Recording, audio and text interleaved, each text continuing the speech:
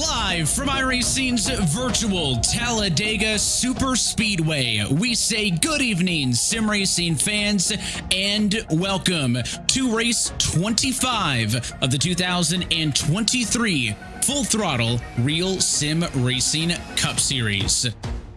Well, the playoffs continue as the round of 12 marches on into what may be the biggest wild card race of this postseason. And as always, on a Monday night, we're happy that you're with us here on RaceSpotTV. Our producer is Hugo Luis alongside Dylan Coyle. My name is Evan Pasoko, and it was a massive race win, Dylan, for Michael Laraya, stealing it away from the super spoiler Kevin King 1 week ago at Texas to lock himself in to the round of 8. That means, though, everybody else shaking in their boots, and not the fun kind, here at Talladega. Talladega is one of those tracks where you can get the vibes of excitement from the crowd, but in the garage, with the drivers, with the teams involved in it, it's not the most exciting race because they know the potential for a quick over, one lap in and race over is there. You see the playoff leaderboard right now. The only driver not shaking in his boots, as you like to say, is Michael Laraya, who obviously is in already to the round of 8. Everybody else, though, they're going to be worried. And speaking about the man of the hour, Michael Laraya, right there in that 44 machine, he's got to be sitting so happy right now. His best performance in RSR in a few years, since his rookie year.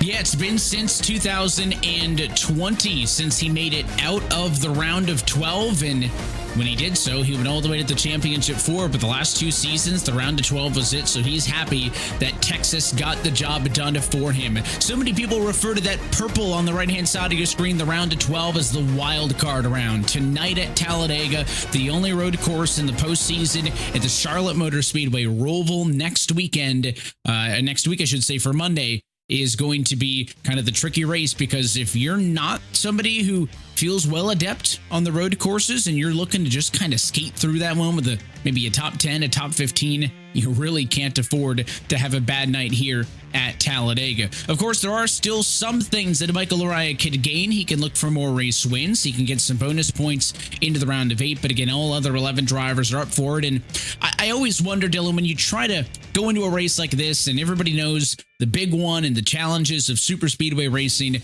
and some people almost overthink it a little bit, right? And I think a good example of this is we talk about how Laraya is no stress. Look what William Byron did over the weekend, right? He won at Texas, locked himself in to the round of 8. He had no pressure on him and was one of the best performing playoff cars in Talladega because he didn't really have to, be super calculated and overthink everything. So maybe the fact that some of these drivers around that points bubble are really nervous, are going to try to points race tonight, may hurt them. We'll have to wait and see, but this is always such a tricky race, especially in the postseason.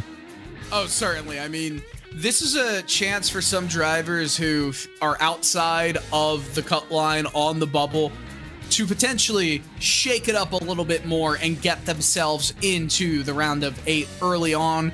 It's going to be difficult, right? It's going to be difficult no matter who you are, but it does even the grounds a little bit. You'll see some drivers who are consistently good on the super speedways of Talladega, Daytona, and Atlanta now, if you'd like to call it, because it is that style of racing.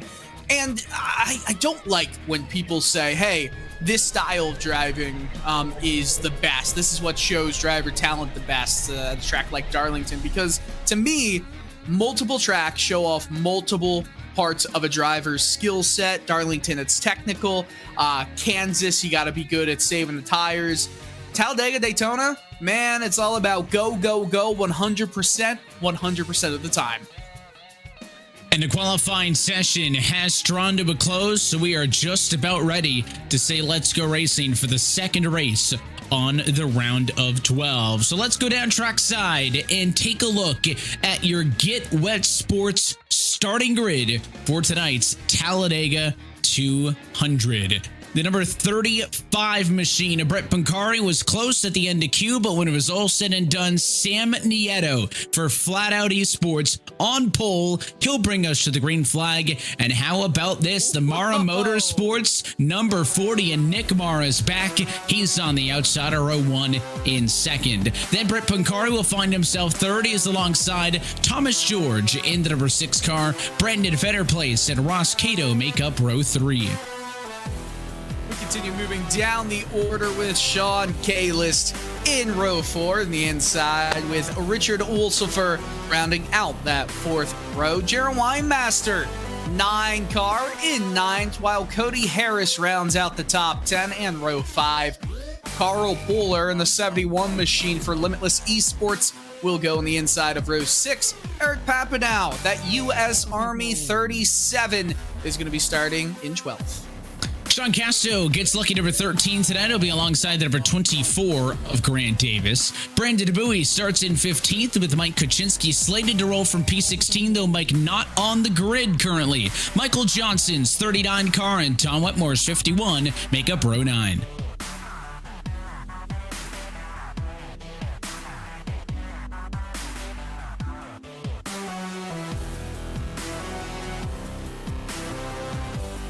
As the rest of the field rolls through an important radio transmission right now, Agnew Phillip talking to fellow drivers about some of his connection issues that he's been having. It's been a storyline for us the last couple of weeks, and he has indicated that he is going to hang out at the back of the grid and stay out of the way early in this race. So that could be a big hindrance in Agnew Phillip, who's trying to defend his championship from 2022. That was a look at your Get Wet Sports starting grid. GetWetSports.com is the world's first digital content library that showcases and celebrates creators of all sizes and backgrounds, including iRacing, military gamers, and women in gaming. Getting listed is free. Find out more at GetWetSports.com and start on your content creation journey today. One thing we expected, Dylan, coming into this race, Talladega might draw a couple more names. We have had a lot of green flag racing in this postseason, but 30 cars ready to go at this one. It could go one of two ways. We could see a lot of green flag racing, some pit cycles, some strategy. Could be a mess, but that's the fun of Talladega. Yeah, that is certainly the fun of Dega. Of course, the pace car will pull off right now, heading into the tri-oval. We're going to start the counter. This is the first time we're telling you the start-finish line is much farther back than at other tracks like Daytona. Pace car off and in. Sam Nieto, playoff driver with those red banners. They're all indicated by them on the front row as we say, let's go playoff racing at Talladega.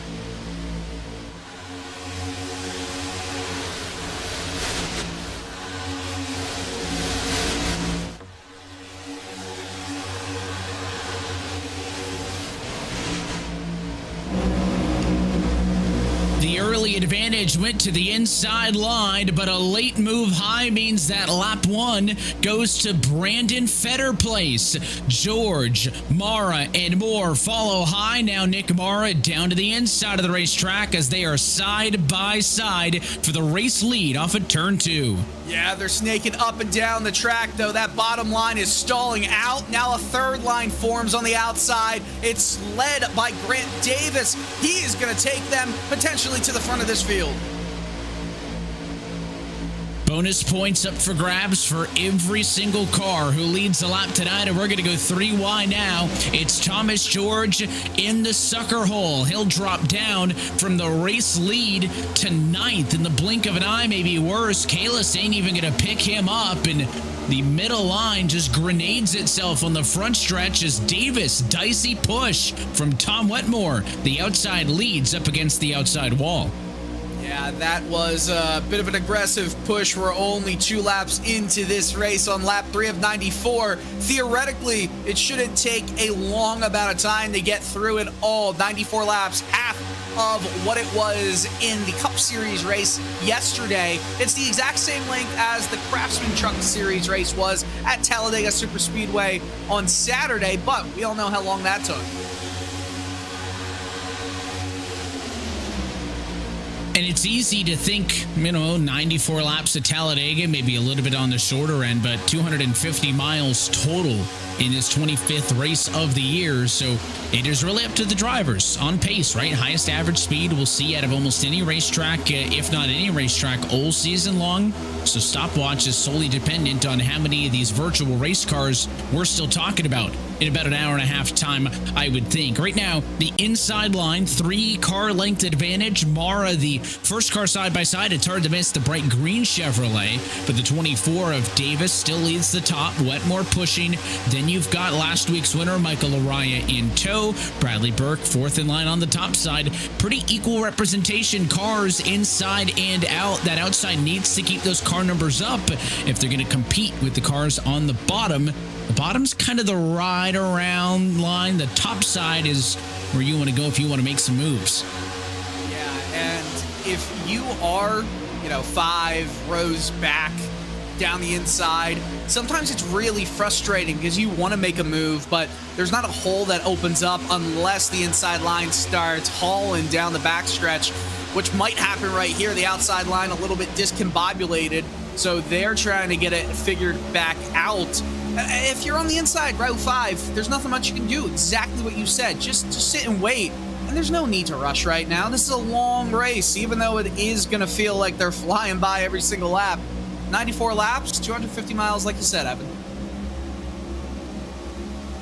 Probably the highest speed game of chess you'll find anywhere in town. That's what we're looking at here. And as that 24 of Davis gets a nose back in front, he'll lead at the end of lap number 5. Already 3 different cars have led a lap tonight. Mentioned that every race leader over the course of this race will get a bonus point. Second bonus point will go to the car who leads the most laps. Well, the difference between being into the round of 12 or out in the round of 16 came down to single digits. So don't say that those bonus points aren't important. They will add up over the course of a 3-race swing. The outside, 2.5, now 3 car lengths clear of the cars down low, but do they want to go down low? Davis, so far, no indication. He will stay up top and in line, and that's going to allow Cato to try to even things up on the inside. Yeah, he's going to definitely try to do that. But again, the name of the game is just patience here. You don't want to make a move too brash. That's a brash move right there. It was a hesitant one by Tom Wetmore in the 51 machine. He's lucky that there was enough space between he and Ross Cato's front bumper to move down to the inside. He didn't do it with really any urgency there.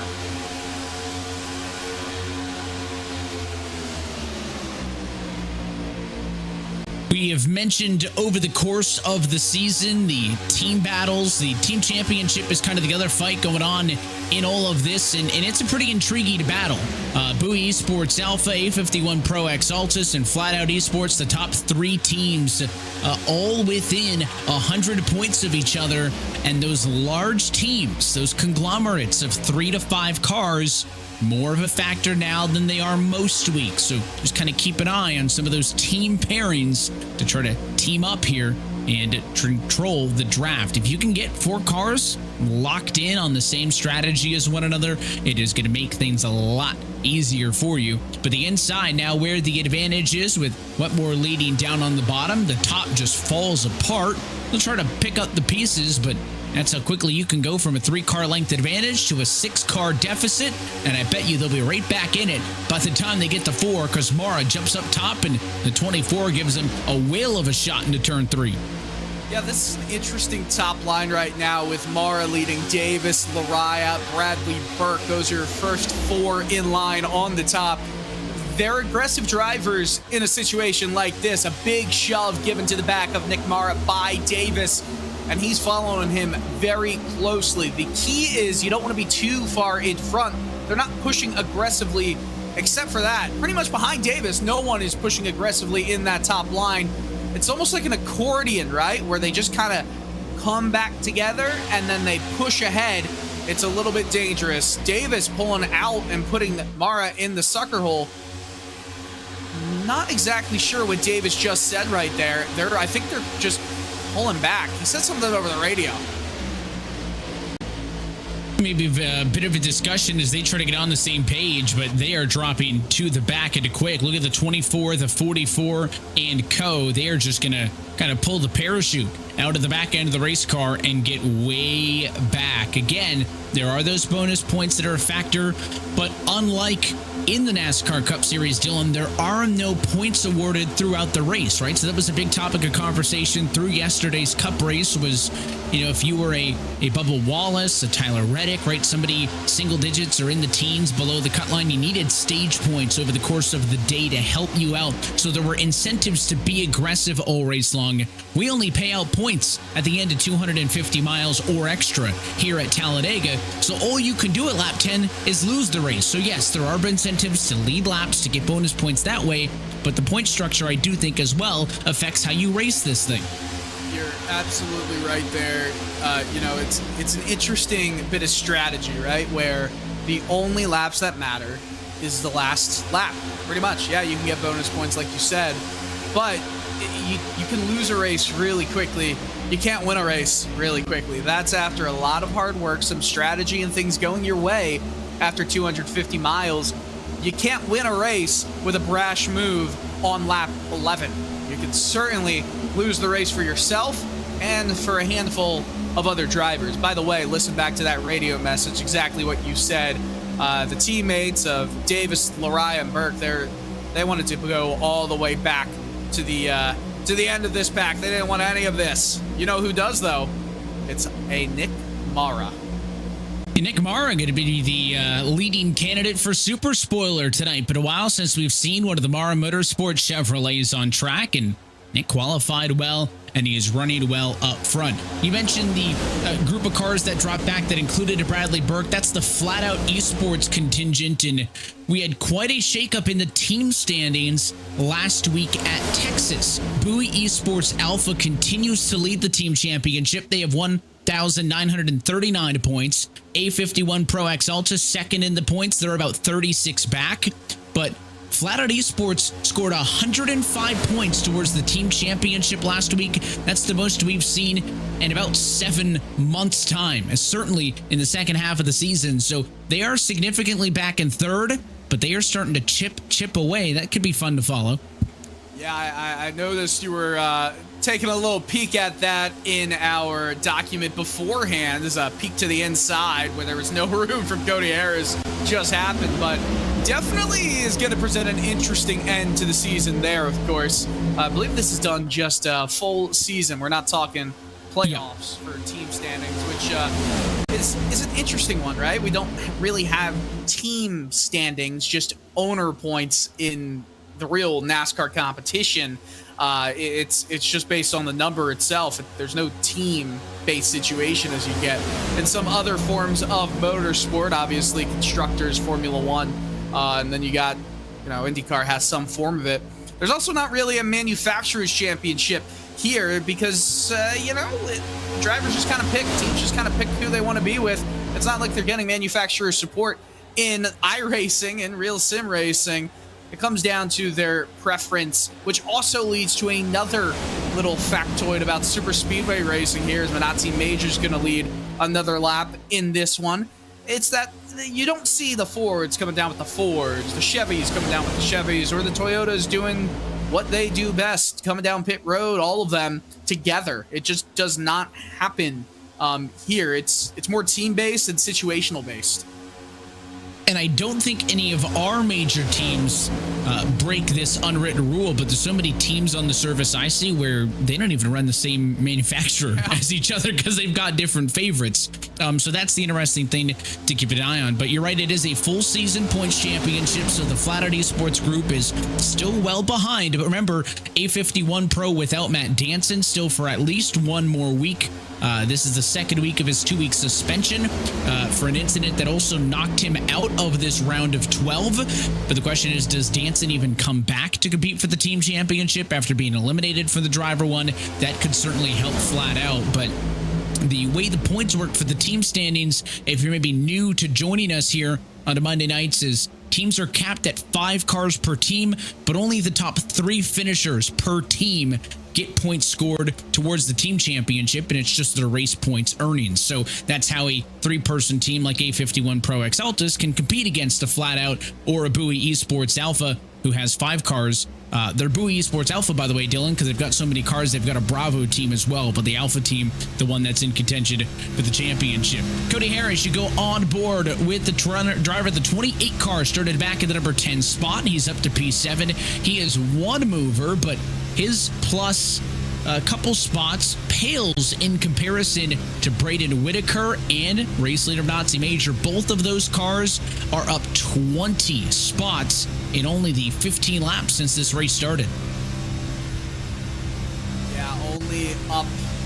I don't even care, to be honest. Not to just burst your bubble there, but who cares about spots gained in a super speedway race? It'll happen like that, right? Like, you'll have drivers who are in the 30s throughout most of the day end up with the top 5 just because they got a good run with 5 laps to go. Because that's just how super speedway racing goes. You know what I mean?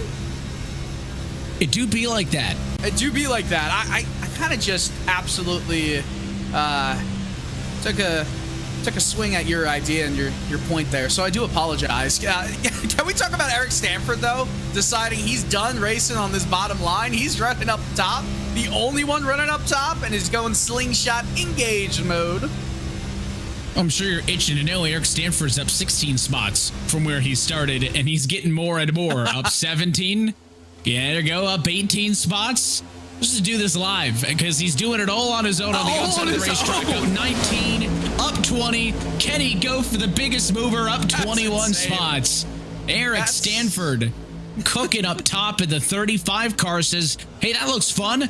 I want to get in on the action. So Brett Puncari going to basically jump on the 19 as a caboose. And Dylan, the reason he's able to just drive by on the outside, certainly side draft a factor, but all those cars on the bottom, aside from Minazzi leading the line, you're all kind of lifting, right? You're checking up, so you're not running into each other. You just go on the outside, get a little bit of side draft, and blow the doors off of them. And what an incredible drive there. Eric Stanford, 3 laps ago, was single file in 26th position. He is now the race leader. That was Grant Davis was saying on the radio to do it like Dale, because you know all the stories of Dale Earnhardt in the 2000, what was it, the Die Hard 500 here at Talladega, his last ever race win, picked up 20 spots in the last 4 laps of the race to win that one. Well, Eric Stanford, I cannot stress this enough. I've never seen that before in any form of super speedway racing. He was just hauling down the outside with no help all the way up to the lead. Yeah, I mean, 26th to 1st in 3 laps is that's something else. So that's impressive stuff from Eric Stanford to get the bonus point from leading the lap. And there's the good shot there with Brett Puncari, who, again, kind of jumped onto the coattails late. Looks like he's ready for the wild card series to start tomorrow night with our Toronto Blue Jays on the wall. Of course, he can't see the jerseys because he's rocking the VR goggles like we see with him every week. And there's a good shot with him. No monitors. You can see as the head looks up, that's kind of him looking in his rear view mirror. He'll look down to the gauges or check the yellow line. I know that a lot of competitive sim racers, Dylan, don't like the VR goggles, but as somebody who is very much competitive in terms of wanting to win, but not in terms of speed, it is one of the coolest things to do is drive the sim with the VR goggles. Driving any, simulator of any sort with VR headsets on is just amazing. I think he's got the HP Reverb G2. I've commented on that a few times whenever we've seen Brett's room and what he's doing in there. Really putting his own flavor on for all of us as Stanford darts up to the top. Minazzi Major had a huge run right there, and he's going to get a shove from Thomas George. Stanford comes down to block down the inside. Now we're getting a little bit racy here. 20 laps into this race, Stanford now stuck in the middle as Major's going to get the shove from Thomas George to the outside. And oh so lonely as the 6 now slices under Major. He'll now want to make his own move for the race lead, and they are 3 wide off to turn 1.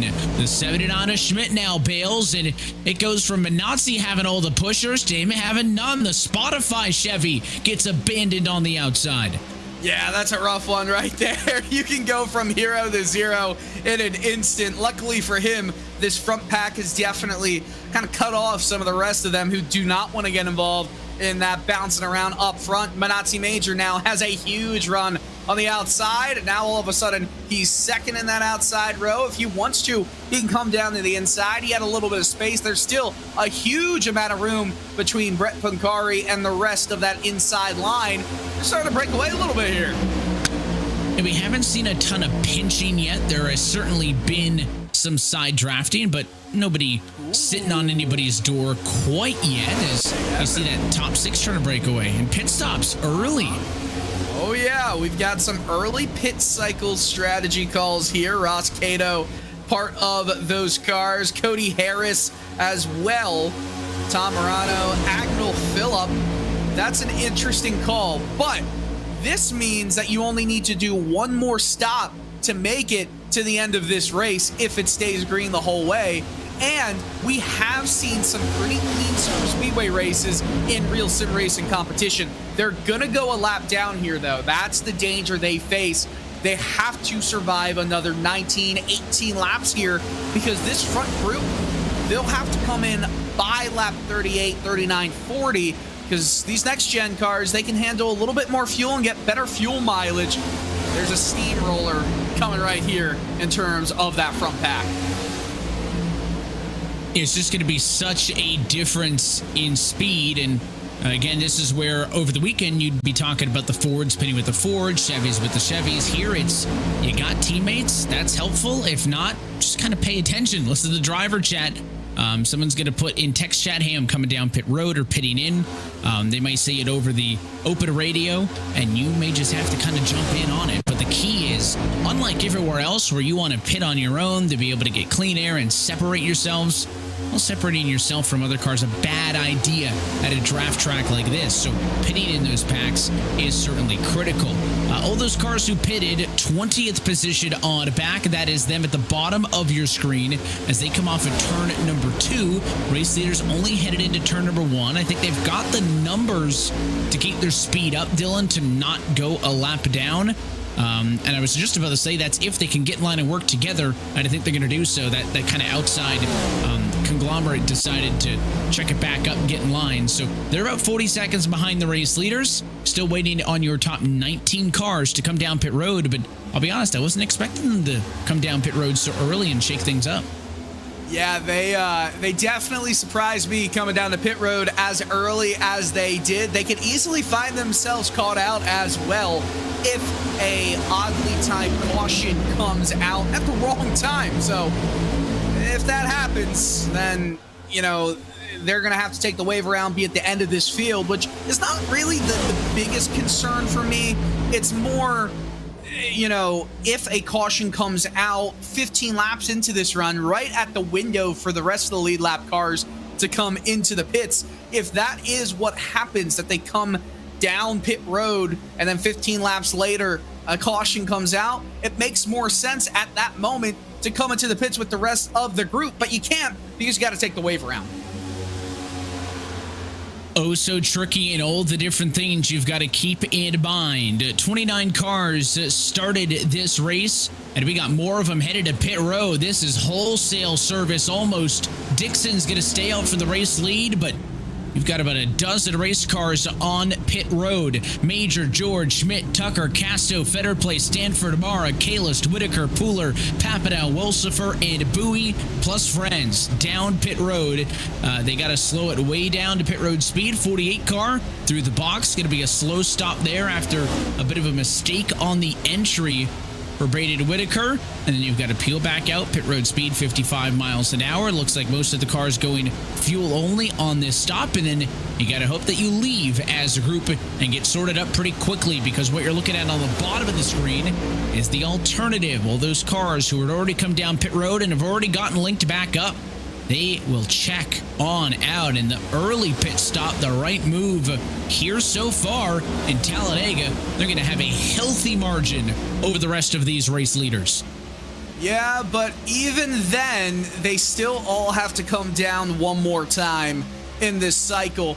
I almost feel like the aggression levels, because you've got cars on different laps, one lap down, one lap ahead, that's going to be a concern for me. You're going to have one car want to try and make a move, lead the main group, get themselves to a position where if the caution comes out, they're on the lead lap. They don't have to worry about taking the wave around. In that case, you've got different drivers all fighting for pretty much the same situation there, just different circumstances. They want to be at the lead of this group.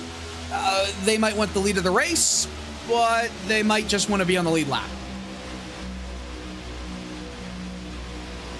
Still waiting on the top 4 cars to come down pit road, and right on cue, there they are, at least 2 of them. Brett Pancari and Brian Dixon will come down pit road. That will leave only Mike Kuczynski and Jaron Weidmaster on the racetrack. Those cars had lost touch with the lead draft early in this race. That's why they are kind of such an outlier. They're going to drive past that car on the top of your screen pitting, and they will go to the race lead. So it is a bonus point for Mike Kuczynski in the number 1 spot, expecting him and the Nana Weidmaster to come down and pit shortly. And as Dixon and friends leave pit road, you just saw them there for a moment. Again, the race leaders rip and roar on by, and Tom Wetmore, the Tube Tech Chevy, settling in to the race lead. Big moments are about to happen here when the rest of this field comes down into the pits. My main concern is for some of the drivers who haven't come down into the pits yet, but are just coasting around in the back of the pack, expecting there to be a caution that bunches everybody back up together. I know it's not likely, but there is still a moment. There's still a chance that this race goes green the rest of the way. It's quick enough, and we've seen some clean races here in RSR competition where maybe a strategy call to not go aggressive the entire way comes back to bite ya. We talk about the overthinking, right? I don't want to be involved in an accident. I need a good point stay. I'm going to hang out towards the back and to be ultra conservative. Blink of an eye, you don't get a wreck. You don't have a chance to fight for a top 15. I mean, it can happen. We've seen that happen over the years, in the gap between the lead pack and the secondary pack. Again, once Kuczynski and Weidmaster pit, I mentioned Wetmore is settling into that spot as the net race leader. Just a matter of time until those 2 in the bottom right-hand corner come down and make it a formality. But then once that happens, lead pack, secondary pack, about an 8-second gap. We'll kind of watch those lap times, but for perspective, Mike Kuczynski, 2-car draft, bottom of your screen.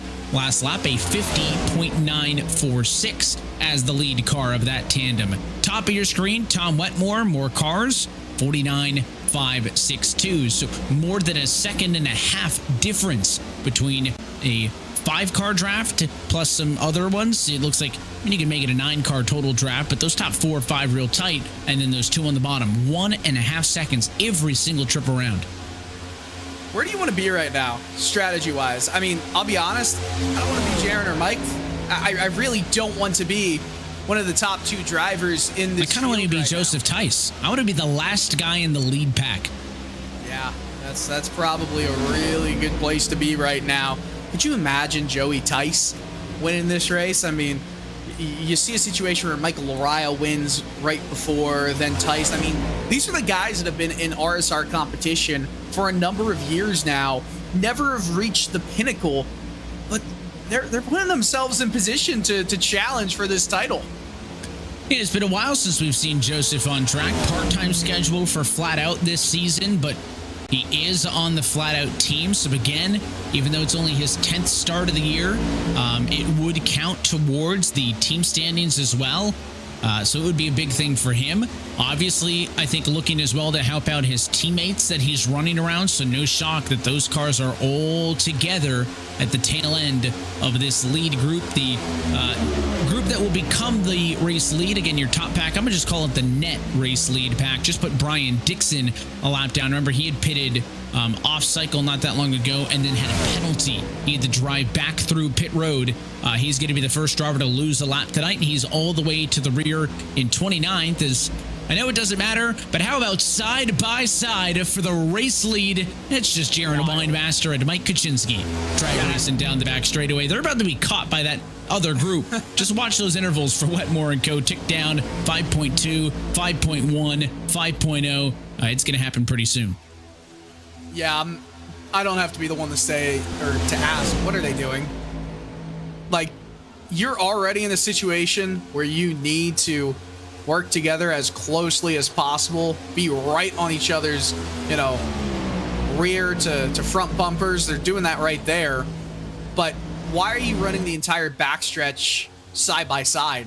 When that, look at that gap. It just came down 3 seconds that lap. What are we doing here? Well, here's the question.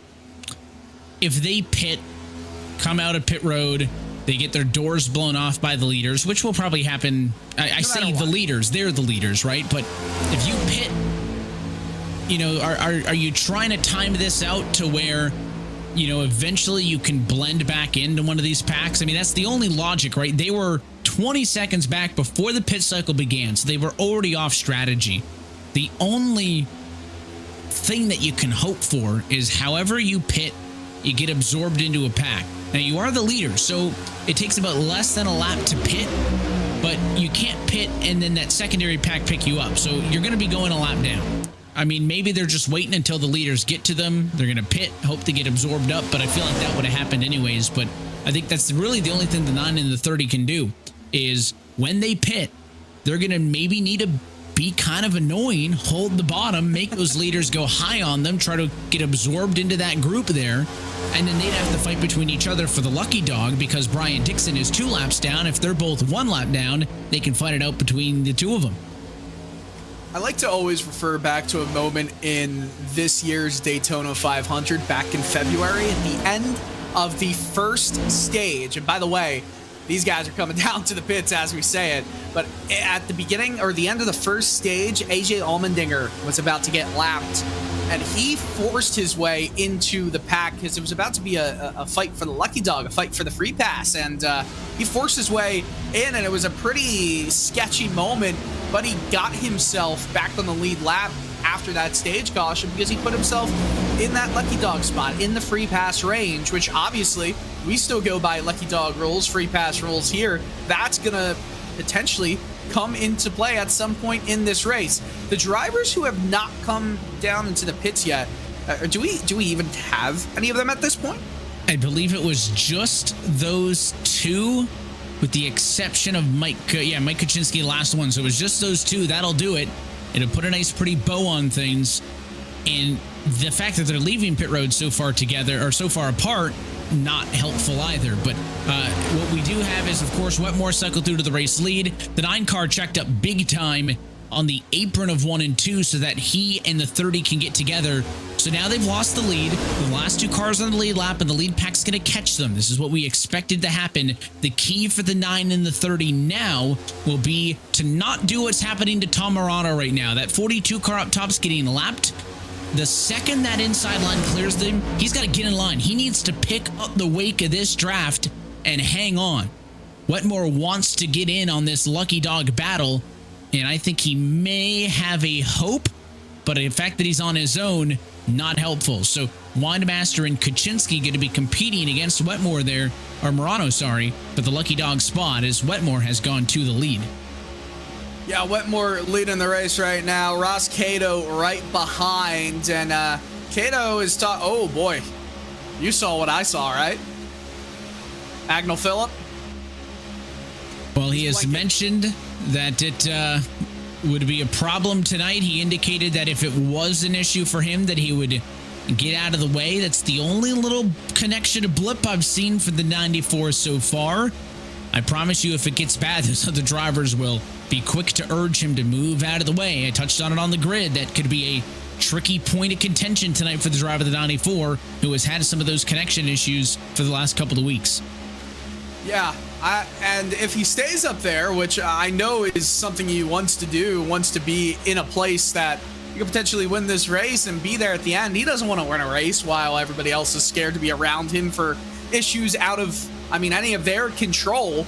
It's a scary moment, especially when you're riding at basically high speed 200-mile-per-hour pace laps here at Talladega. Sometimes you're going 3 wide, sometimes you're riding single file. I wonder where, you'd want to be, if you'd want to be getting pushed by Agnell, or if you want to be right behind Agnell in that moment. Can I pick none of the above? Yeah, that's an option. I would go with that one. So, and you can see the 28 car not really too inclined to get right on Agnell's bumper right now.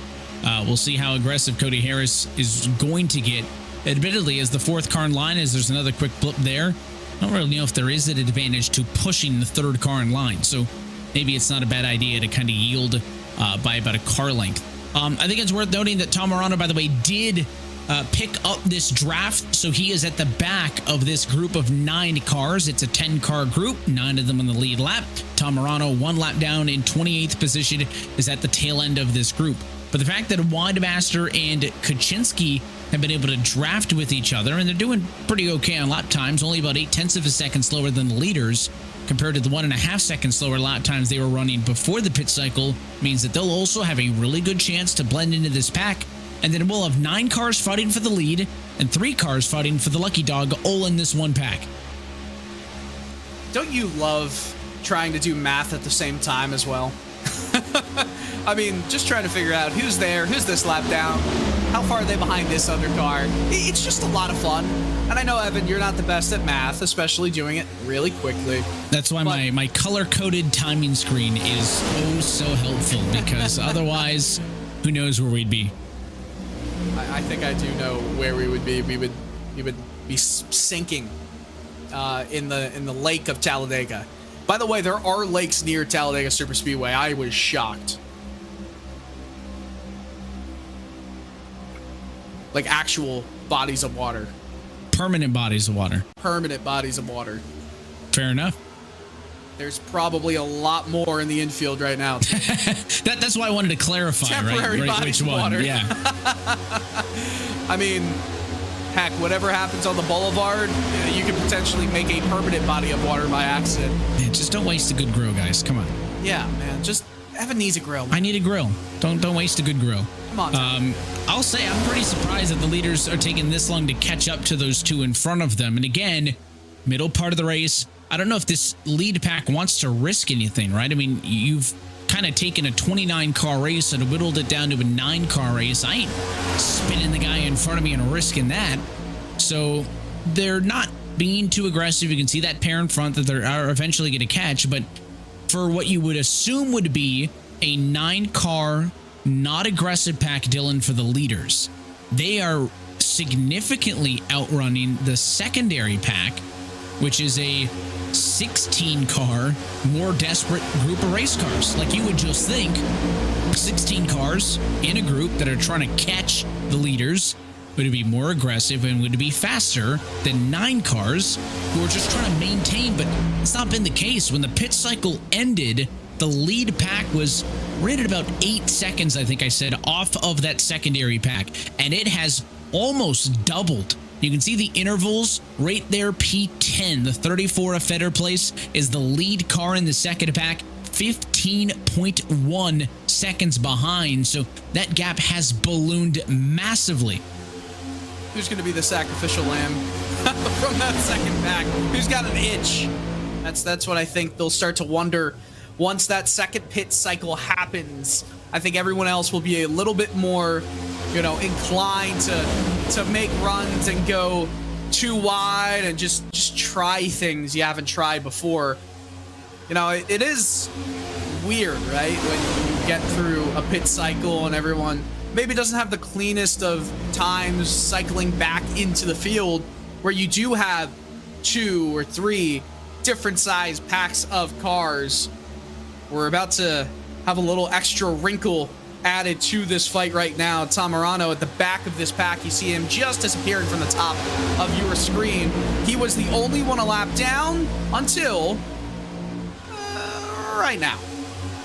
And I suggested maybe they hold the bottom and be a little bit annoying. It's exactly what they did. Morano didn't need to do that. He simply held the top side and drafted himself in, but not shocked that those two want to be a little bit more aggressive and stay the course on the bottom, make the leaders go high, scrub just a little bit of speed, right? Anything helps, and it's worked out because 6 cars back in line is where the pass stalls out. So Lariah and Co now stuck up top. The 9 and the 30 have inserted themselves right into the middle of this pack. And while they did get lapped, they are now both ahead of Tom Morano for the lucky dog spot. Not often can I see a strategy coming from far away and nail it, but that one worked out pretty exactly to what I was thinking. So I'm pretty happy about that one. Yeah, Tom Morano completely fell off from this pack, so it's just a battle between Jaron and Mike, who may have been trying to work together a little bit more within the last 20-30 laps of this race. You know that's not going to be the case now with them both fighting for that free pass. So all these cars came down pit road approximately within lap 22 to lap 35, 33, somewhere around that. They came down earlier than they had to split this race into 3, and the off chance that it does go green flag the entire way as Agnell's blinking again. Scary moments there. In that chance that it goes green till the end, they pretty much only need to get fuel. Now, here's my other question. Second stop. This is not a track where you're really too worried about tire wear at all. But do you maybe get a little bit concerned if you don't take tires, at least right sides, on the second stop, thinking, hey, this might be a 94 lap green flag run, 250 miles on one set of 4 Goodyear tires? And that goes back to a point we made at the very top was, smaller car counts in these playoffs as drivers have been eliminated from meaningful contention, you can say, has really allowed the strategy to blossom. And it's a point that Kevin King made a lot over the course of a lot of races that he's won recently, is he loves green flag racing. And that's why he enjoys coming and doing these, if it's a Coke, week or not. I mean, he's in on it because of this, the green flag racing. And the beauty, or maybe the nastiness of Talladega is both can be true. We could go 93 laps green and then still wreck 30 cars, right? Like, nothing is guaranteed, but I appreciate when you can see this race go green, you get the green flag cycling, we see these varying strategies, and again, nobody going to be able to go to the distance from here, so there's still plenty more of that to come as this race continues to play itself out. But, you've seen the 2 wide moments. We saw some of the argy-bargy dicing around early, and then you can see the single file run, and we can talk about that it's a strategic move, and all of those different factors can contribute to a good race. Yeah, 100%. And the biggest thing, and I know Talladega, Daytona, Atlanta, these tracks, everyone says you got to be lucky, and that's absolutely true. I'm going to add some extra wrinkle to that. You got to put yourself in a place to take advantage of a situation where you get lucky, right? You got to run well. You got to put yourself in the position to take advantage of the opportunities, of the moments given to you. And Evan, let me just say, that's life in general. Let's be honest, man. Talladega is just life. Yep. By the way, we should see that first group of cars who came down into the pits, the Cody Harrises of the world. We should start to see them in max 10 laps time come down pit road, I'd say. The last pitted 26 or 27 laps ago. It's actually interesting that this lead pack is technically 2. Wetmore, Cato, Phillip Harris pitted together. The lap after, Lariah, Brocaniano, Davis, and Tice all pitted together. And then they all blended together very quickly thereafter. But they've become this 9-car lead lap pack. Remember, Windmaster's number 9 and Kaczynski's number 30 in the middle of this lead pack that we watch on the bottom of your screen. Not lead lap cars. They are trying to hang on from a lap down position. And I almost wonder if it's beneficial. Not that you want to accept defeat, Dylan. Maybe this is a bit radical, right? They pitted only 13 laps ago, but if everybody else pits and you're out there on your own again, in theory, at the end of the cycle, you're going to fall further and further behind the lucky dog spot, right? It's almost like lick your wounds, accept your losses, pit with them, and at least you know you're going to be the first and second cars lap down. I don't know. Yeah, that's a good thought. I really don't know, what you got to hope for. I mean, the rest of the top runner, or all the top 9, right? They're saying, let's just keep this race green till the end of it. Let's just keep it here. Let's have a good second pit stop, and let's keep it going to the end, man, without any cautions. The rest of the field, please wreck. Like, please do something dumb somewhere so we can get, a little break in the action, get ourselves reacclimated with the rest of the field. I mean, right now, the top pack, they're just fighting for a spot in the top 10. Is that fun? I mean, they're wrecking. They're not fighting for the top 10 anymore. Yellow is out. There is the wreck, and there goes the strategy. Richard Wolsifer's 56 was the teal car that went up the banking and into the outside wall. And at lap number 50, our first caution flag of this race will shake things all the way up. We'll have to wind it back and see what happened. Wolsifer was in the unlucky number 13 spot at the time. He was in the second group of race cars. And it just, I don't know if it was a checkup gone wrong or what, but you can imagine, Dylan, that as that group continued to lose time and fell further and further behind the leaders, that impatience somewhere had to start to set in with that group. Yeah, and once we see the replay here, I think we'll all see this was an unfortunate error by the 56 machine of Richard Wolsifer. It was a 4-car incident, and I'm not sure if whose race this is going to completely end. Some drivers, some cars, hit harder than otherwise. Thomas George not happy on the radio. Obviously, he was involved. He says, you get shuffled out, do not throw a late block. Sean Casto, I think, was about to echo his statements as well, but I don't know if that was a broadcaster's curse. That definitely shakes things up. We're going to see everyone come down into the pits. Now here's the thing. You can make it to the end, probably. We'll get the replay there. Yeah. Wolsifer just got out of line and tried to come back down into line, and Casto was already there. So, that's just a mistake from Wolsifer. I don't know if he'll see it that way because it happened so quickly, but he immediately got a tow back into pit lane. But pit stop's currently happening. We're seeing some of the drivers come out first. Michael Johnson did not take any tires, I think, and I think everyone else is taking tires. 4 tires, a full set. That's an interesting choice. Yeah, I saw 4 tires everywhere, and the reason Michael Johnson's pit stop was so quick, missed his stall. So that is a big 3-lap period for some playoff cars because Michael Johnson came into tonight 6th in the playoff standings. That is going to be a big blow for him because he's going to have to come back down to the pit lane to get his service completed. And then obviously we talk about the incident that just happened in turns 3 and 4. 2 playoff cars involved in that one. Pretty significant damage to Sean Casto's car. He came into tonight last in the playoff standings.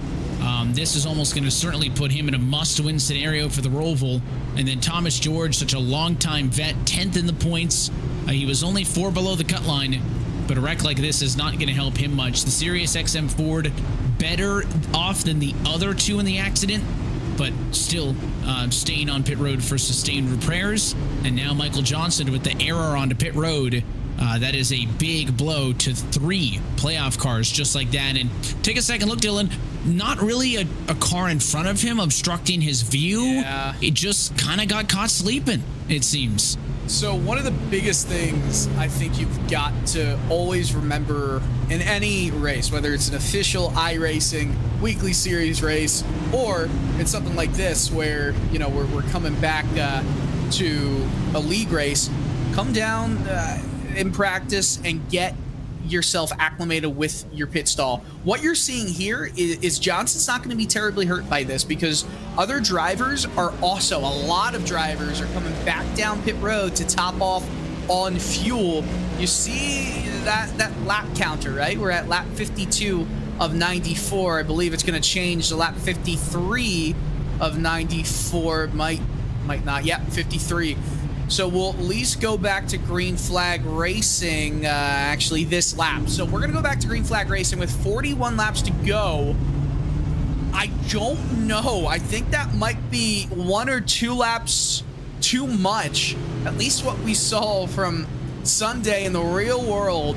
Yeah, I'm surprised so many cars pitted again, right? I'm really not. I figured a few from the back, but with the mistake on a pit road, you know, we were expecting a trip pit road to Michael Johnson. He's going to give up the race lead. Right. That was going to give Tom Wetmore P1. Wetmore came in and topped off too. So instead of first, he's going to be down in 11th. Not the end of the world. That's plenty doable here at Talladega, but you know, normally it's okay, backpack, let's come in, top it off, be safe. And look how disconjointed now the restart order is, because so many cars, you normally cannot pit at the one to go, but if you were already on pit road, you can pit at the one to go. That's how iRacing handles restart procedures. And anybody who comes down pit road at the one to go, that's going to be after the lanes are seated. So there is going to be the vast majority of this field single file on the bottom, I think. And I don't think it's going to be that way to, you know, for a while. I think we're going to start to see a lot of crazy moves. Everybody in the top 4 rows, that's Manati Major in 8th and above, only came down into the pits once. So it's just something to note there. If we go green the rest of the way, that could be the difference between running out of fuel or having to come down pit road and sacrificing a potential race win. This is going to get interesting if we go green the rest of the way. What is Sean Casto doing? There is a little bit of confusion in terms of where positions are, but the green flag is going to come out with the advantage to the outside for Michael Araya. The sim, Dylan, will often delay the yellow flag if drivers aren't in the correct position, but the sim thought it was good enough, but clearly in the midfield, some drivers didn't have it figured out.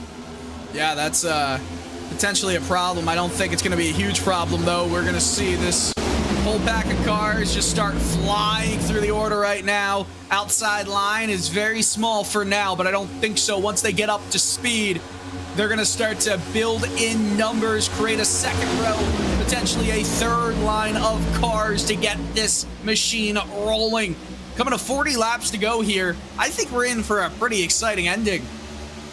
So a sloppy restart after so many cars came down pit road to top off. The dividing line is P10. Your top 10 cars all pitted only one time under the yellow.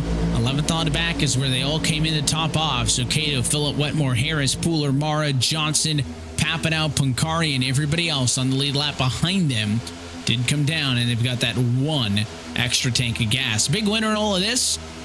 How about William Byron? I mean, Michael Araya, already locked in, doesn't care, leading the race. Funny how that works out, but he's got a challenger. Here comes Brandon Fetterplace, who led a lap earlier tonight, and Manatsi Major on the resurgence as well. Pushes the 34 to the lead, but runs out of steam, and he'll be left up top as the 34 tucks to the inside line. Yeah, and the second row, you see it? It's starting to build up. Actually, I'd call that more of a third row. That second row is the middle line where right now Manatsi Major is the only one in there. There's not a lot of steam. They're starting to get discombobulated Oh man, can you feel the tension rising just a tad, Evan? And there's still 38 laps to go. I mean, that's a marathon's worth of racing left at Talladega, but all those cars who got cycled out and we're starting to think doom and gloom. I may not be able to get into this race until Dylan mentioned caution this, caution that, and we got the yellow.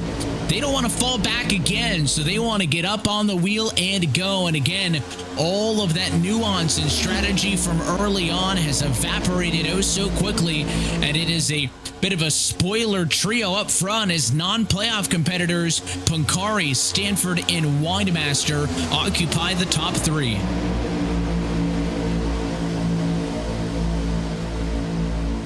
So these two up front, they've pushed themselves a little bit too far out in front. It's not going to hurt too much because third and fourth have done almost the same exact thing. They're starting to accordion back together easily. So if there was a run on the outside and they were that far in front, I think we would see a lot of weirdness, a lot of jank going on where one wants to block, one wants to go with them, then there's some hesitation, then the inside line opens, and then we got chaos and the big one happens. Just look out for that. You don't want to get too far in front.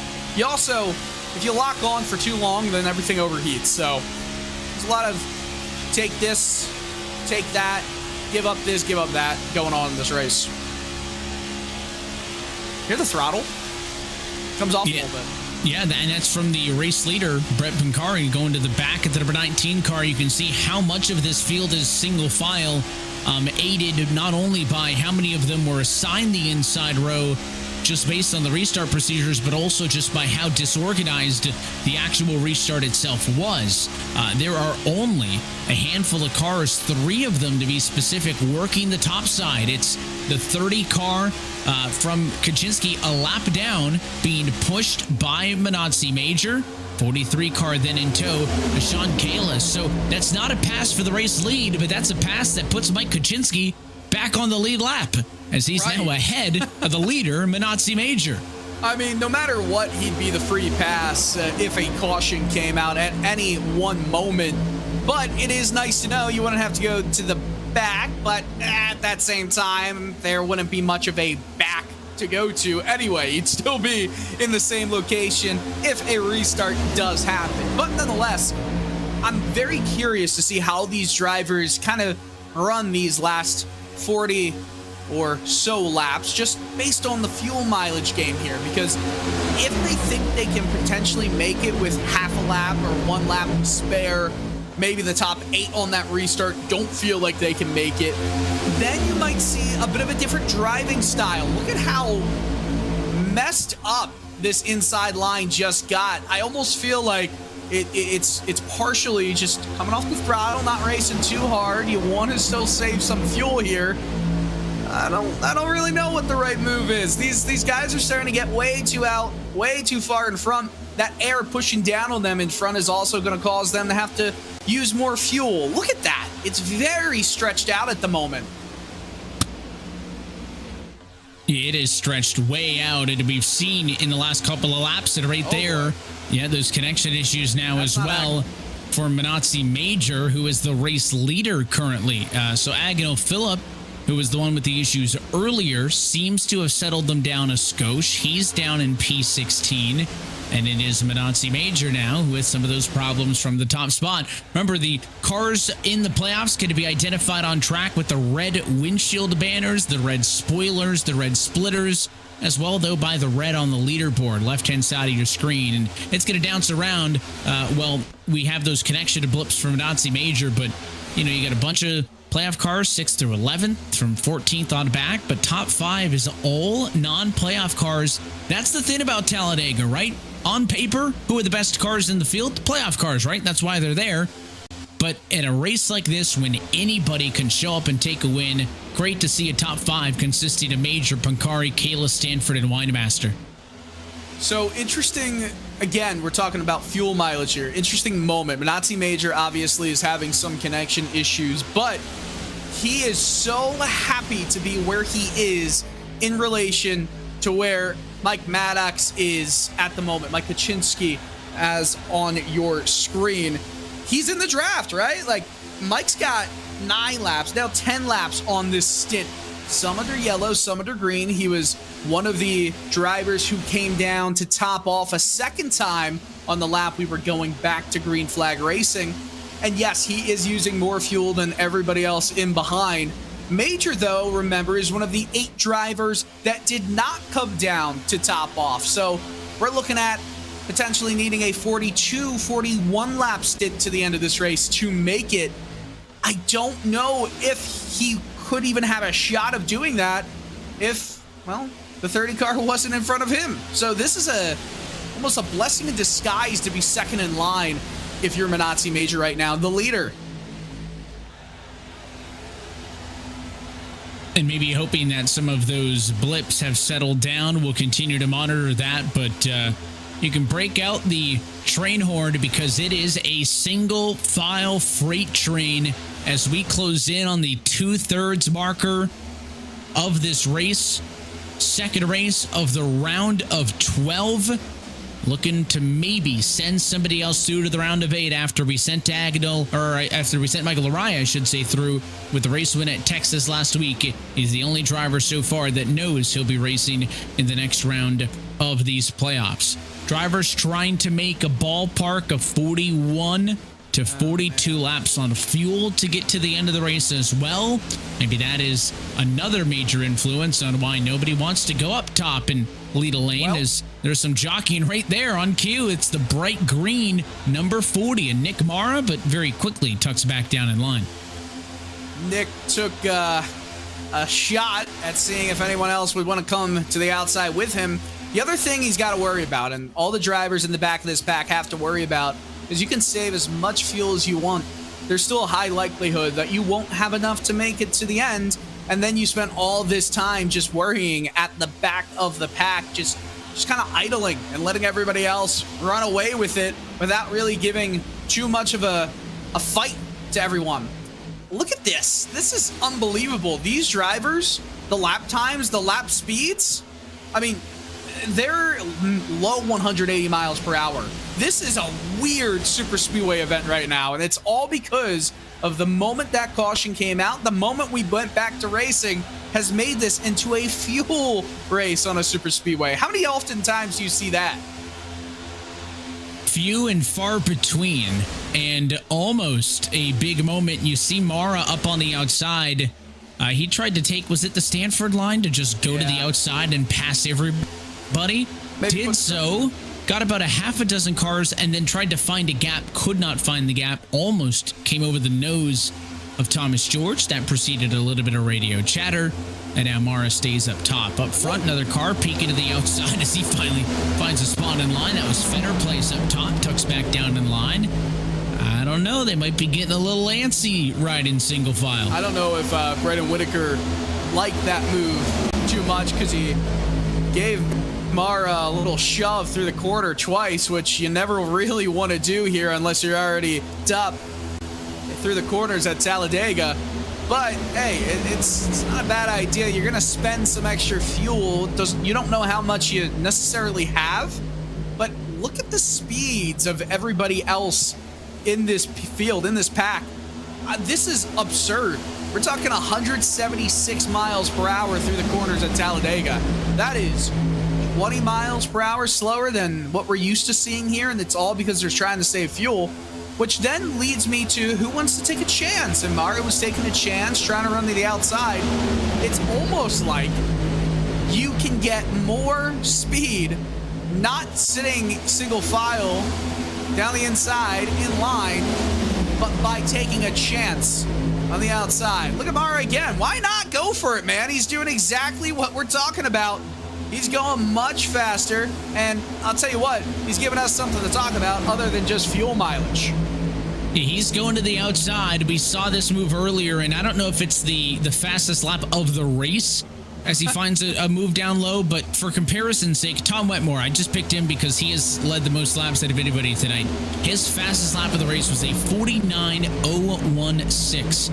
It was on lap number 27. Granted, that's not the average, but we're typically looking at mid 49-second lap times in the draft.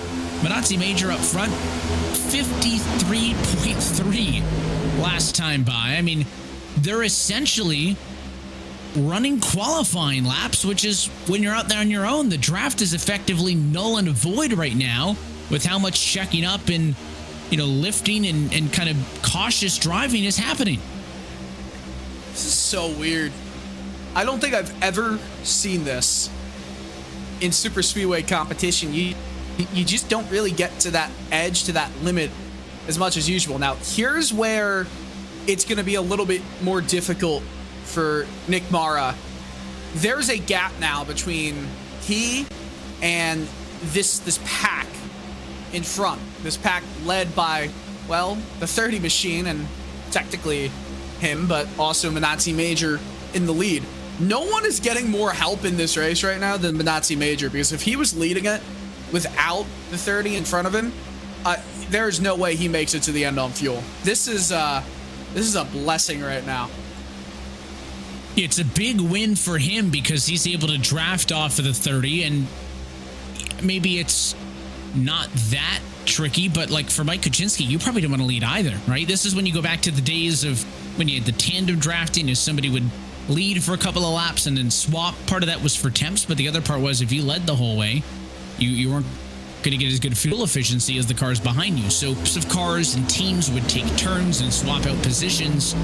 Obviously, Kuczynski doesn't have the same ability to coordinate as everybody else, but Dylan, he's the only car, if he were to fall down a lap, again, he's currently on the lead lap because he's ahead of Major.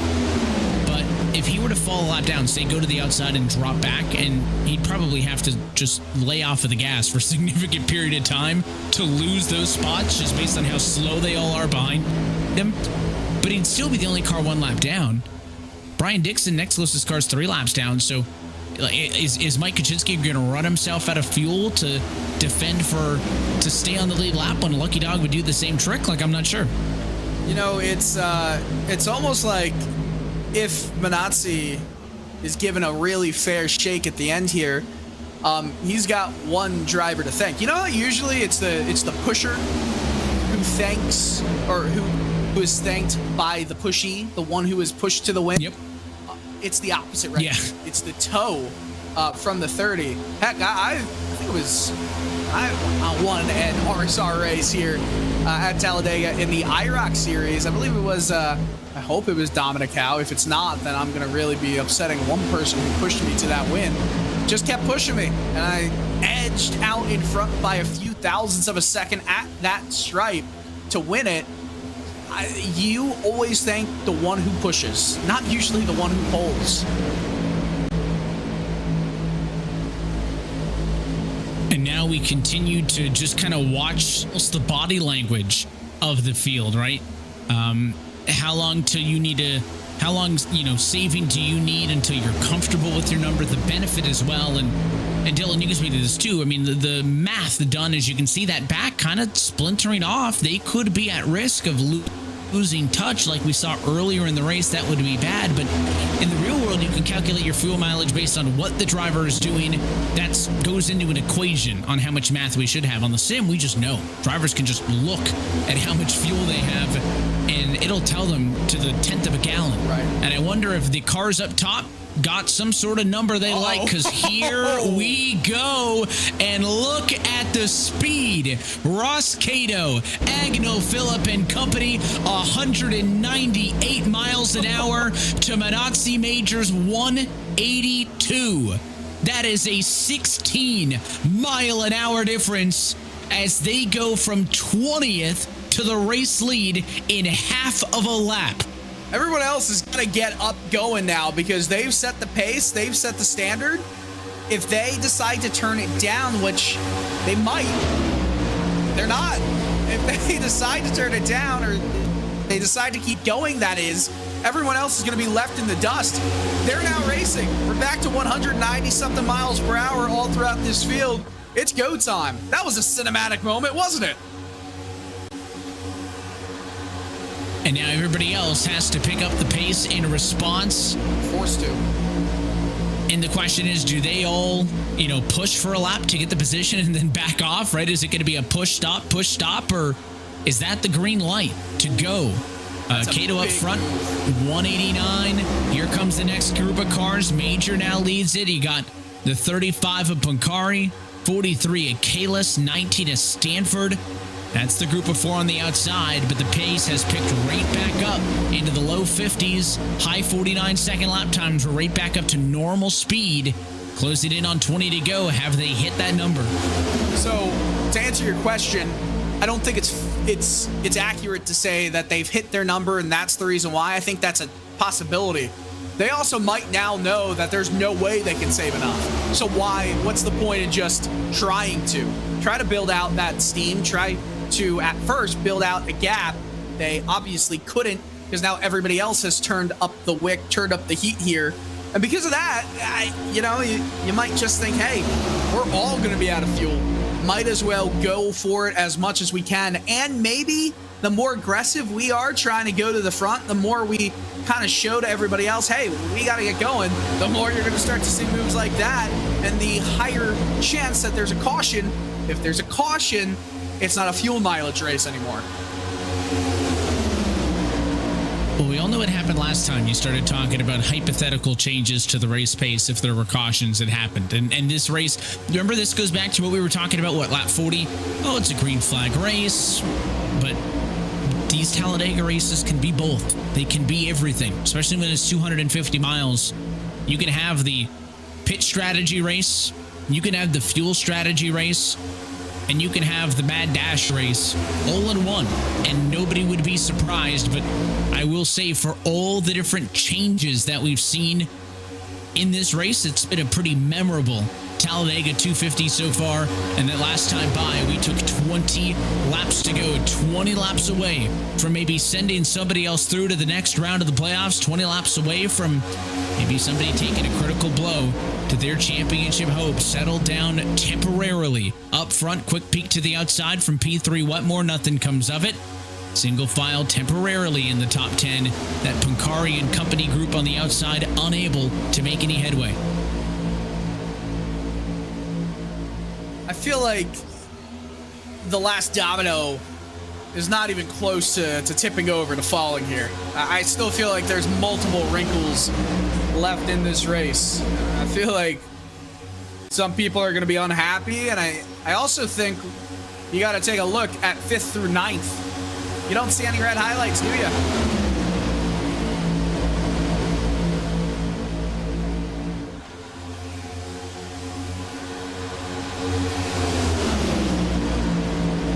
Number of cars on the outside slowly growing. The lead car, Pancari, who struggled to get anything up to a serving temperature, is now on the move, pushed by the 23.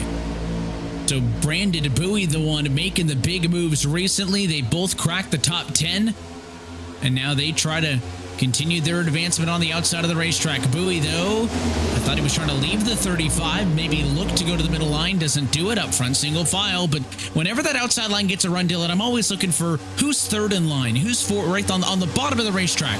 Those are kind of the guys you got to look out for with the shifty eyes. When a big run comes up top, are they going to stick with you on the bottom? Are they going to go up top and try to take advantage? Let's find out. I think right now it's just about, look at that pack, it's getting big. They've either hit a number they don't know they can reach, or they've hit a number they know they can reach, and they're comfortable with racing as hard as they are right now. We're coming down to just 17 laps to go here at the stripe. Did I just see, the 30 car, no, who came into the pits? Someone went into the pits. Yeah, Papinal, Casto, and George. Those 3 drivers are coming out of the pits. They're at risk of potentially going a lap down, but they know they can make it. If this is going to be interesting. They're in front of this lead pack right now, but not by much. This will be interesting. Eric Papinal is on his lonesome. He pitted 2 laps after Casto and George did. So maybe the fact that everybody was speeding up was almost an admission of, hey, we can't do it, right? We can't get to whatever that fuel number is. Because obviously pitting on your own like that, not a recommended strategy. So obviously done out of necessity. Eric Papinal is going to get lapped here. That will give Mike Kuczynski a little bit of competition in the battle for the lucky dog spot. And eventually these leaders will catch the George and Casto duo. Remember, Thomas George involved in that accident in turn number 3. He has front end damage on his car with the 52. So those are both damaged race cars who are struggling. I mean, if there's anybody who can't afford to be in a two-car pack, it's the two cars that are torn up. It's true. I mean, I don't know, man. I'm just trying to understand the fuel mileage situation. I'm a little confused on, you know, why they wouldn't try and go with the rest of the group here. I guess you're already in the back. You're already struggling. You're already involved in that earlier incident. You just want to kind of deal with it. But still, you're right. It's not, I don't know if it's the smartest move. They could get lucky, right? If a caution comes out, everyone else is coming down to fuel, and you know who wouldn't be coming down for fuel? Those two.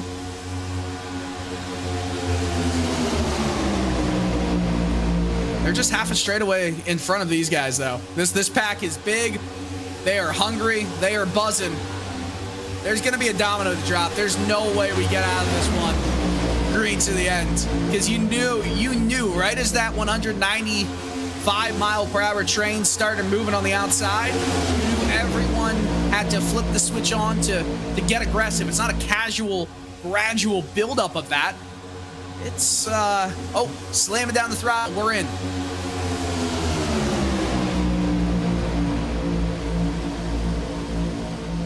And to the number one spot by sticking with the outside is the 23 of Brandon Bowie. First lap lead of the night for him.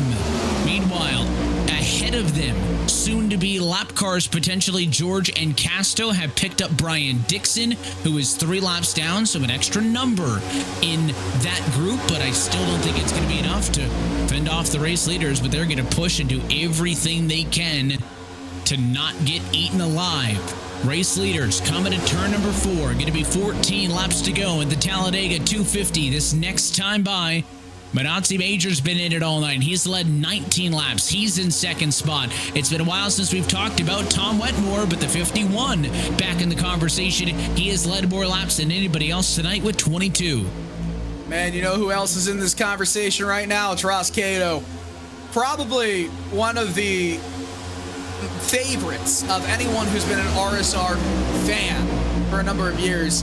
Ross is at the 6th most races in Full Throttle Cup Series competition of all time. This is his 191st.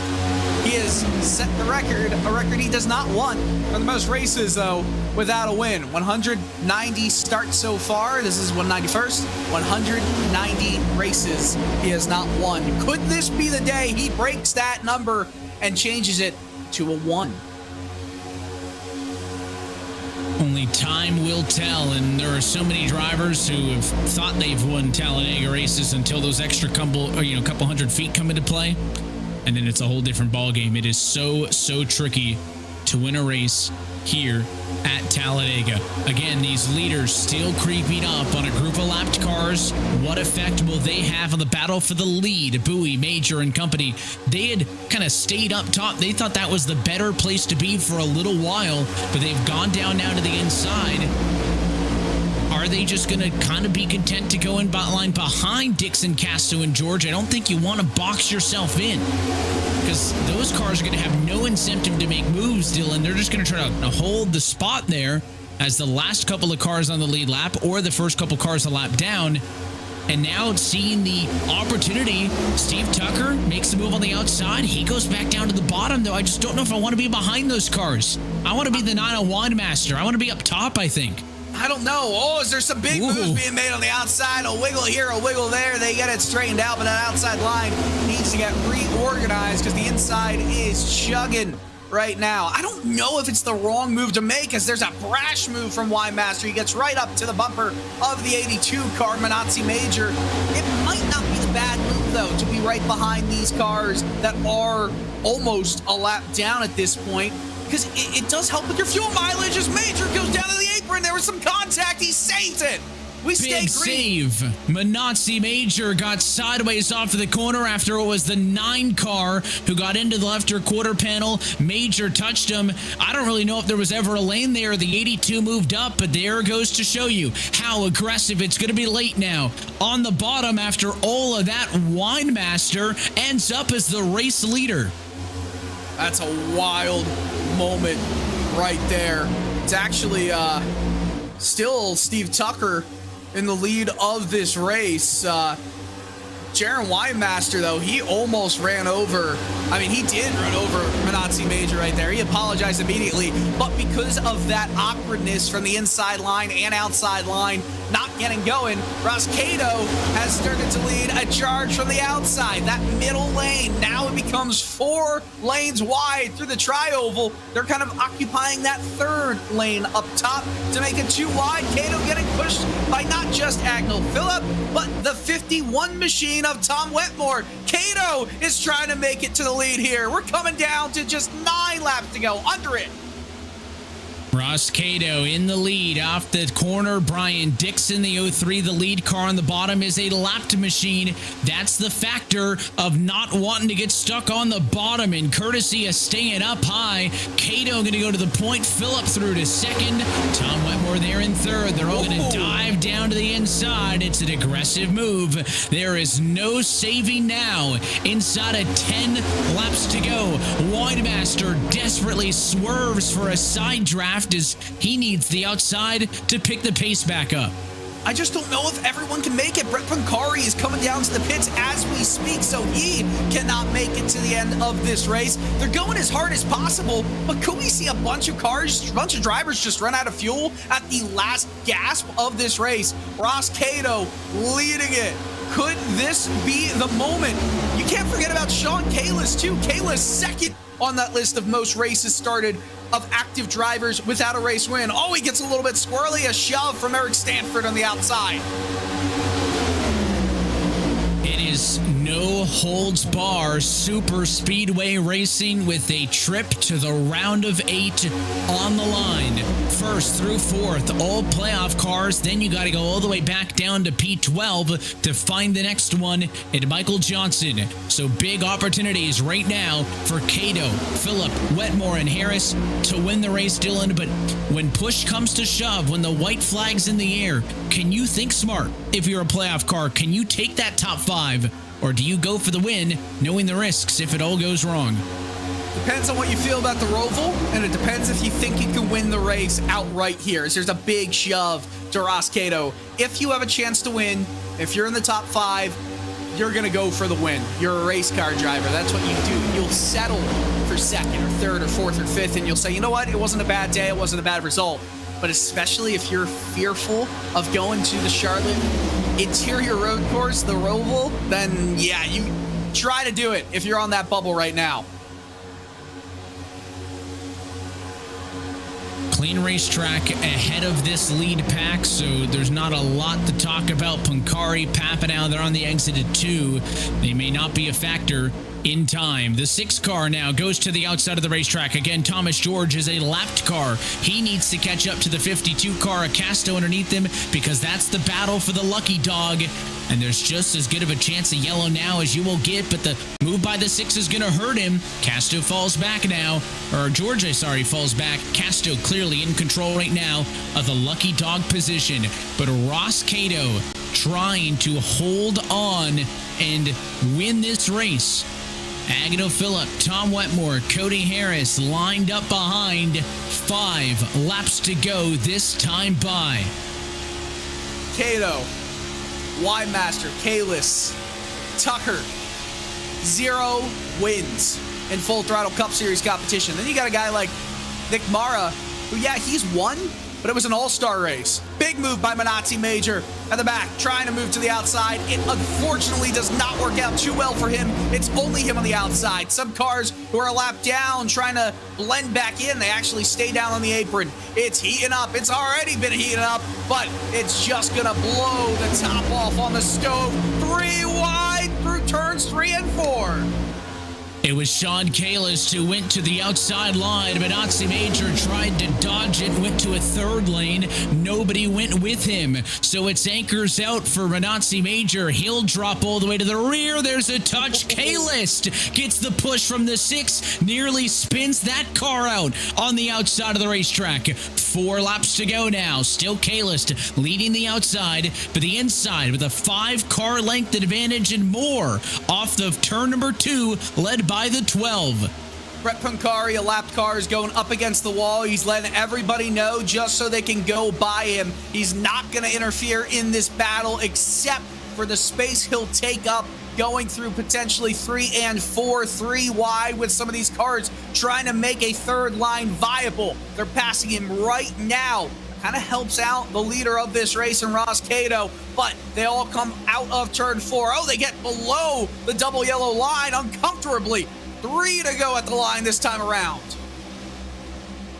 And as that outside struggles to find some steady momentum, there is a lot of dicey looking pushes happening against still the 6 car from a lap down, and Thomas George pushing with all of his might on the bumper of Kalist. Kalist wants to win the race. The 6 car wants to get ahead of the red 52 on the inside for the Lucky Dog. They touch. It's contact there. The 52 pulls up now. Contact with Winemaster. They all get back in line. The 6 car pulls down. That's all that Thomas George needs in the lead for the Lucky Dog. But the 43 car loses his drafting partner. And again, the outside line will stall out with 2 laps to go this time. If you're anyone on the outside right now, there's a big move to that outside line by the 6 car who has turned, and he gets into the 52 who saves it. They all save it. What an incredible set of driving skills on display. Casto went all the way to the inside wall, but he saved it. There's no yellow, and what that does do is it evaporates the lead pack. Top 4 cars, single file. Kalist will catch on, so will Schmidt. Can those 6 fight it out amongst themselves, or does that secondary group get enough of a late draft to join in on the party? Playoff cars running 1, 2, 3, and 4. Cato atop them all, looking for the white flag. We're going to come around the tri-oval. Are we going to have this race end with just 1 caution period? It looks like it. White flag in the air. Ross Cato is 1 lap away. Is there a spoiler in the party? The 19 is Stanford begging for the push from behind. He's in 8th spot, but it's 1.5 seconds back. I don't think that's close enough for them to catch up. Cato, Phillip, Wetmore, single file down the back straightaway. They're 2 wide for 4th on back. Oh, they got too big of a pull out in front. Cody Harris is going to have a head of steam. It's just, is anyone going to go with him? They come down a little bit off that apex as we head into 3. It's still Cato in front. Lots of track action left, though. Plenty of opportunity as they come out of turn 4 for the final time. Cato first, Phillip second. What does the 94 do? He goes high. The 12 tries to block it. Here comes Wetmore down to the inside. 3 wide for the race lead. Spinning across the line. And it's Agnell Phillip who wins at Talladega and advances through to the round of 8 to keep his championship defense alive. Phillip was facing pit road by the time he was crossing that start-finish line. Actually, he could have blended in with the length of that start-finish line because he was parallel to it, on top of it. Gets the win. I mean, that's big for Agnell, who we were questioning a little bit earlier in the round of 16 if he was having the nerves get to him a little bit. He didn't have the best of races earlier on. He's had issues with blinking, but he comes across the line by just 18 thousandths of a second to move on to the round of 8. That is as close of a finish you will ever see at Talladega Superspeedway. Cato was trying to block all the lanes, and eventually he ran out of room. They went 3 wide. They touched there, and it was the right rear bumper of Agnell Phillip's car that crossed the start-finish line before the nose of Tom Wetmore to win by a final margin of victory of 18 1/1000ths of a second. And as they wrecked across the line, the 94's got enough race car left to come back around and celebrate. It is race win number 5 this season for Agnell Phillip, and he has now won in both rounds of the playoffs so far. I gotta say, I think Tom had that win if he didn't move up a little bit too much into Ross's left side coming through the end of the try over there. He had the speed. He had the momentum. It just all went away by mere fractions of an inch. Well, as the celebration continues, we will take a look at your Get Wet Sports race results from tonight. Talladega 250. Again, the final margin of victory, 18/1000ths of a second, is why Agado Phillip is in, and Tom Wetmore has to wait another week. But it is a great points night for the 51 and Ross Cato, who led a bulk of his 18 laps led on the night late in this one. Will have to settle for third. We'll get a thought from all of those drivers post-race in just a few moments. Other playoff drivers of note, Cody Harris comes home in the number 5 spot, and Grant Davis, a pretty quiet night after leading 2 laps early, comes home P10. Continue going down the rest of the order with Sam Nieto starting or ending his night in 11th place. Lariah Johnson, Burke Fetter Place, gets the list of 6 straight playoff finishers, starting from 10th with Davis back to 15th of drivers who are in the playoff picture. Brandon Bowie in 16th, Carl Poehler, Braden Whitaker. Manatzi Major ends a lap down with Steve Tucker rounding out the top 20. And continuing on through all of these drivers unable to make it to the end of the race, it does include, with that one and only yellow of the night, Sean Casto and Thomas George were involved in that incident. They were never able to bounce back with the damage, and it is going to be a tough night for the drive of the 6 and the 52 in terms of the championship, because that is not going to set them up very well as we head to this round of 12 finale in 1 week's time. That's a look top to bottom at your Get Wet Sports full race results. GetWetSports.com is the world's first digital content library that showcases and celebrates creators of all sizes and backgrounds, including iRacing, military gamers, and women in gaming. Getting listed is free. Find out more at GetWetSports.com and start on your content creation journey today.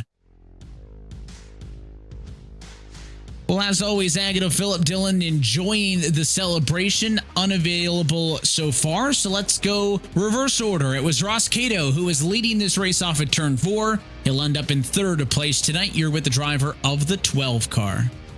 Yeah, standing alongside with Ross Cato. Finishes 3rd on the night by just fractions of an inch. Ross, I don't feel like I have to state where you're probably at right now, but I'm sure that was just so close again.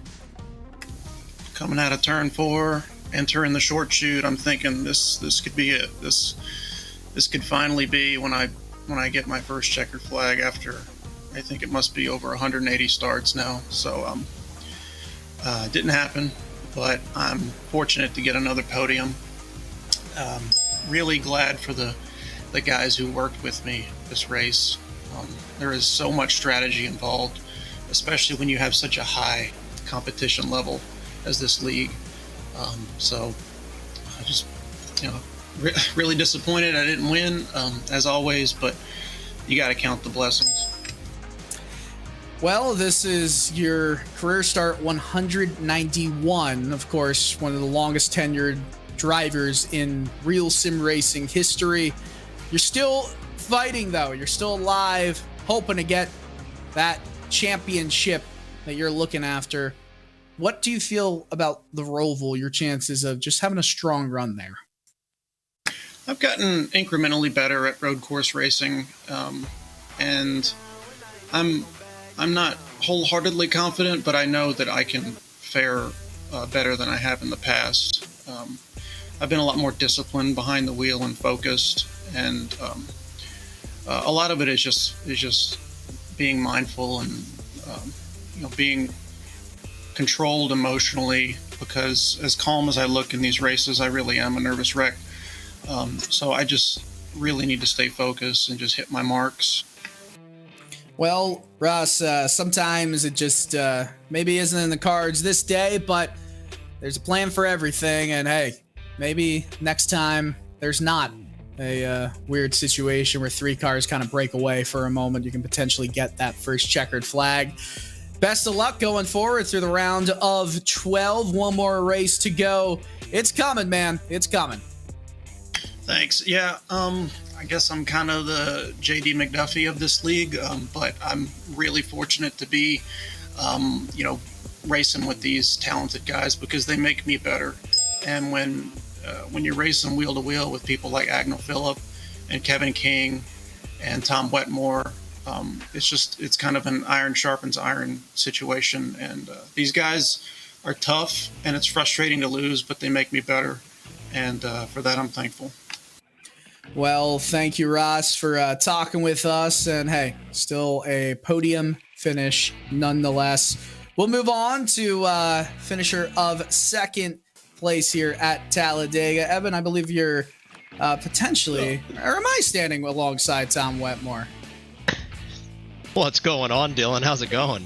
Oh, man, Tom. That was a wild last, half an inch to the checkered flag. Take us through it.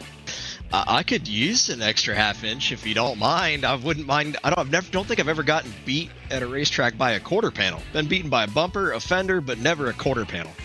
That's certainly a wild way to come in second right there. He was parallel with the start finish line.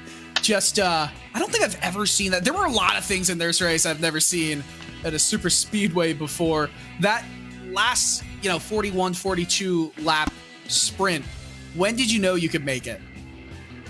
Well, we came down pit roads just coming down to 1 to green there, and we knew it was going to be close. And at lap 75, we decided, heck, let's go get him. And had a couple of guys that we were on the same strategy with, and we were able to kind of key up and work together a little bit. Spotters in the stands saying hey, and at the end of the day, if we didn't have enough fuel, we had the protection of the Robin Steele attorneys at law if everything all went wrong. But Dylan, I told you at the start of this playoff, as long as I was talking to you after these races, we'd be in a better spot. So it's good to talk to you again tonight, man. Yeah, it's good to talk to you too, man. It's nice to see the excitement you get from that kind of finish. It felt like you might have had a shot as well, coming through that tri-oval. I almost thought that, and you can take me through this exact moment, but it almost felt like either Ross came down a tiny bit or you came up a tiny bit, but you had the momentum. If you did kind of start, getting involved in that mess at the end, you might have just pulled ahead. Yeah, we certainly knew coming with 2 to go that if push came to shove, the 28 is going to help the 94, right? It's a team championship on the line here, and those guys are absolutely going to help each other. So I knew the only way that I was going to have a shot is if Agnell decided to win the race over Ross, and they decided to side draft each other. And as we came into the tri-oval, that's exactly what happened. So gave us a shot, but Ross saw it coming, came down, and gave us just a skosh bit of net code. But hey, man, that's racing coming to the line at Talladega, and I mean, both those guys ran a freaking awesome race tonight, and we were glued to each other for the entire race. So it was cool to say howdy and get rowdy down here at Talladega. Got the Rowdy Burns tribute Tube Tech Chevrolet Camaro on track tonight, and I know Ross was really hoping to win for his charity, the Gateway Center out of Georgia there. So dang it, instead of Agnell adds another one to the old belt there. Yeah, it's getting boring. What the heck, Agnell? But nonetheless, it looked very familiar to what we saw with the finish of Sunday's Cup Series race at Talladega. Wreck across the line, a very close finish, and it made it all the more fun. Tom, you're looking very likely just have to finish decently at the Roval to move on to the round of 8. We wish you the best of luck there. I appreciate it, Dylan. And again, got to thank some of the guys that are on board of this thing. I mentioned Tube Tech and Robin Steele, but Live the Night Productions actually put this scheme together for us late last night when we decided we were going to run an all-black car, something that stuck out a little bit more than what we run normally. So the fact we get to park it somewhere where it's got a little bit of video coverage and get to talk to you guys tonight, really appreciate it, man. So thanks for all you guys do. Always a pleasure to talk with you, man. Take care, best of luck, and congrats on the second place finish. Tom Wetmore, everybody. Evan, I think it's time to get you into the booth after crunching the numbers, because I think you're standing alongside our race winner, Agnell Phillip. Hey, that's right. We have seen many different ways that Agnell Phillip has won races this year, but by a right rear quarter panel is a new one. So we're trackside with your Talladega 250 winner, Agnell. Congratulations on the win. We'll get into this race in a minute, but first, turn 4 to the start finish line. Walk us through it. Oh my gosh, man, that was wild. I mean, you know, I felt pretty committed to you know, Ross and Tom there. We'd worked well together all race and kind of synced up strategies. And I was, you know, I was kind of like getting to the end there. I was like, you know, if the move is there coming off of 4, I got to take it, because, you know, you just never know what's going to happen at the Roval. And I just don't want to be in a position where that jeopardizes advancing to the next round. So I was like, you know what, I'm going to try and set up the run, and we'll kind of see what happens. I wasn't going to pull out until the tri-oval, basically, where I did. So I was literally half throttle, if not less, all the way off the corner there. And Tom kept pushing me, and I kept trying to hold the, you know, keep the run at bay so that I could, you know, use it at the right moment. So then I pulled out there. You know, Ross kind of chased me up the track like he should there, but I was able to kind of get to his quarter panel, get side draft him, and then Tom had this huge run, you know, coming on the inside, and I thought we were still okay. I thought, you know, with the side draft he'd get slowed down, but it was going to be a drag race to the finish, and you just never know how those things are going to play out. And then I saw Ross come back up the track, and I started spinning, and I was like, I'm just going to crank it right and hope something happens. And I could see Tom's bumper there as we were crossing the finish line. I was like, I don't know if I got it. The standings took forever to refresh, but when it finally showed us on top, I was like, oh wow. And then not until I saw the replay and I saw exactly how where the margin was there, that it became even crazier how it all unfolded. But yeah, I mean, I wouldn't say classic Talladega finish, because I don't know that this ever actually happened in real life, but, you know, certainly not surprising that that's the way a race would end here. And this race was so crazy, from the, you know, pit cycle strategy to the fuel strategy, green flag pit stops, yellow flag pit stops. That last lap of the race, the only lap of the race that you lead en route to this victory, you started way back in P26. What was the process like to get yourself in position to be able to capitalize on that opportunity late? Yeah, you know, it's no secret. Last couple of weeks, I've had some, you know, internet troubles, and Talladega is not a place you want to necessarily be having those. So I knew from the beginning, especially with the way the racing is here, you know, we'll just try to stay out of people's way at the beginning of this race. Just try to ride around, and I could get the track position, I felt like, when I needed to, and make the moves. I kind of had trust in myself to be able to do that. So I was just kind of riding around for a bit. Then the pit strategy kind of came, you know, into focus once the flat out guys pulled in, and I was like, we were running really slow in the pack at that point. So, you know, I keyed up and I was like, we got to pit.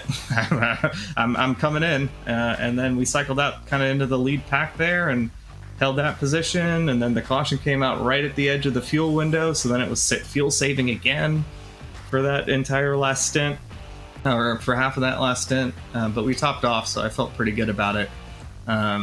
And then we made our decision to go. We got to the lead, you know, shuffled a few times with lap cars and different people trying to make moves to the front, but kind of ended up, we were always, you know, the four of us, Ross, Tom, Cody, and I were always in the top 4, and were able to try and control the race from up there. And thankfully the connection didn't seem to be too bad internet wise through that race, and we're able to finish that out kind of without any other distractions.